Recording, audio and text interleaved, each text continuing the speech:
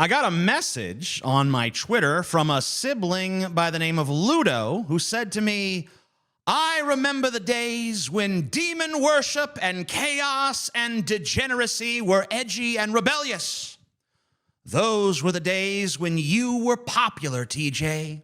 Only a decade or so ago. Now the reverse is true.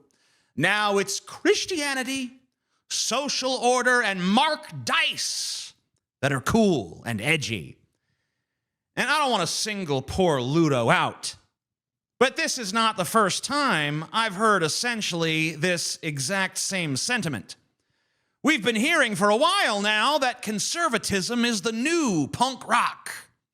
And so, I mean, it's just a new version of that same sentiment, right? And I think it warrants addressing because there's a lot of points that I think could be made here. First of all, if you're only doing shit to be cool and rebellious, then you haven't escaped the system. You're just trying to hide your crush on it. A true iconoclast of any substance doesn't do what they do to be perceived as edgy.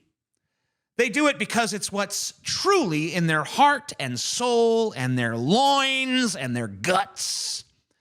When you define yourself only in the contrarian terms of opposition to the system, you are still essentially allowing the system to dictate your behavior.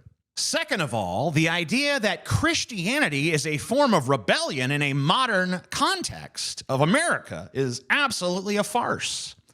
Every president in my lifetime has identified as Christian. 62% of Americans identify as Christians, which is smaller than the 78% that did in 2007, but it's still the majority position. These stats are from Pew, by the way. Even if Christians did slip to sub-majority levels, Christianity would still not be a form of rebellion.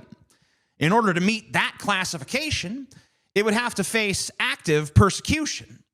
There would have to be a tremendous social pressure to abandon it. You would have to risk your job, your relationships, your safety, just for professing your faith.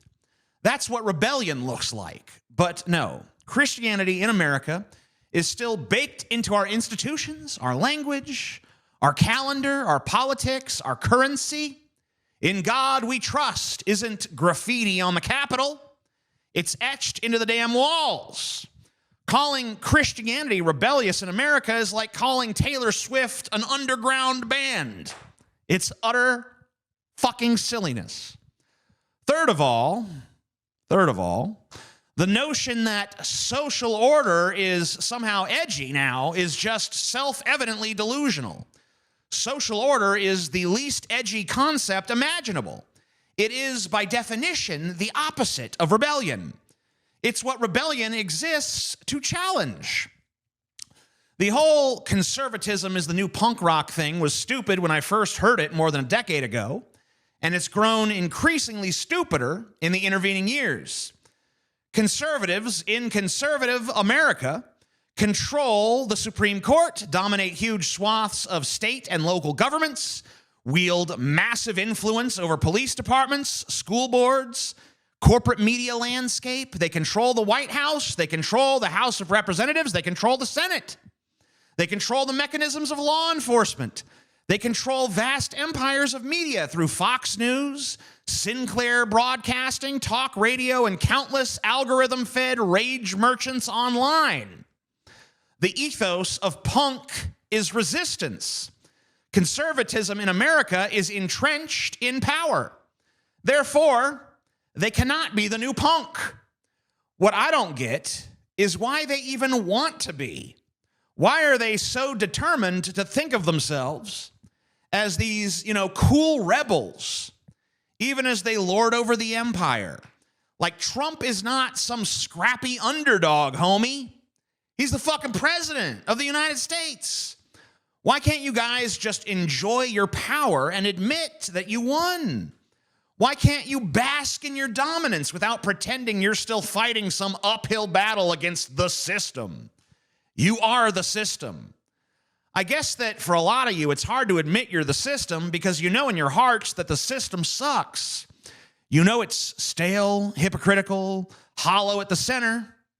And you know that being aligned with the institutions of control, with the cops and the judges and the televangelists and the billionaires, that don't feel cool. That don't feel noble. Don't feel righteous. So you escape into these weird little fantasies where even though your ideology pervades every level of the power structure, you actually are these persecuted badass rebels who bravely speak truth to power, despite the fact that you're the ones in power. You romanticize yourselves as martyrs in a culture war that you've already won, strutting around with victimhood medals pinned to your chest by the very institutions you claim are trying to silence you. It's absurd, it's laughable, and it's fucking gay. Okay? That all being said, if supporting the power structure is what you're all about, then go ahead and do it.